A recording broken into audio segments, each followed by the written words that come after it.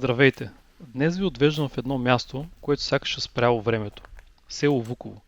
Сгушено в полите на Конявската планина, близо до река Струма, това село крие тайни от векове.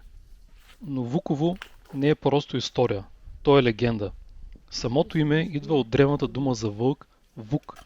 Старите хора разказват, че селото е било заключено със специални оброчища, за да не влиза болест в него.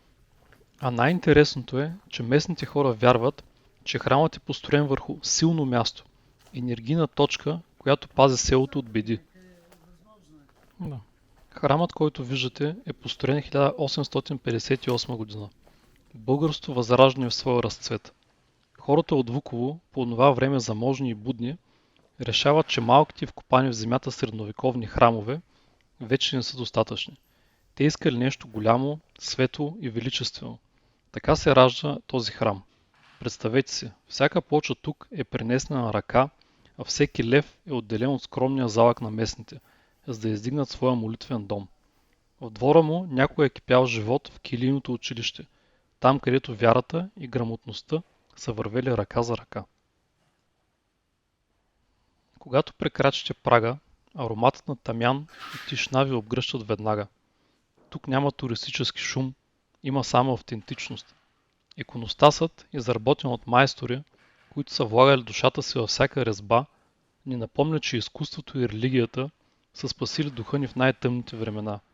Това не е просто сграда, това е паметта на поколения вуковци. Местните разказват, че в близост до Вуково е била лятата резиденция на цар Самуил. Легенда за връх издай глава, който се вижда от селото, гласи, че там майката на един от Самуиловите синове го изпратила със сълзи на очи, гледайки как той изчезва зад върха. Тези истории предават на целия район, включително на централния храм, ореол на царствена история. Ако търсите място, където се откъснете от модерния свят и да чуете шепота на историята, елате във Вуково. Постойте в двора на въведение Богородично, поемете от чистия въздух и просто послушайте камбаната. Ако тази разходка и с малко познати кътчета на България ви е харесала, моля абонирайте се за канала за още истории. Вашата подкрепа помага тези места да не бъдат забравени. Благодаря ви много.